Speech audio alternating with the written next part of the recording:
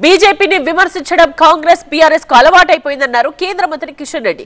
రేవంత్ కేటీఆర్ తరహాలో అడ్డదిడ్డంగా మాట్లాడలేనన్నారు. అయితే కిషన్ రెడ్డి బీఆర్ఎస్ తో కలిసి పనిచేస్తున్నారని ఆరోపించారు టీపీసీసీ చీఫ్ మహేష్ గౌడ్.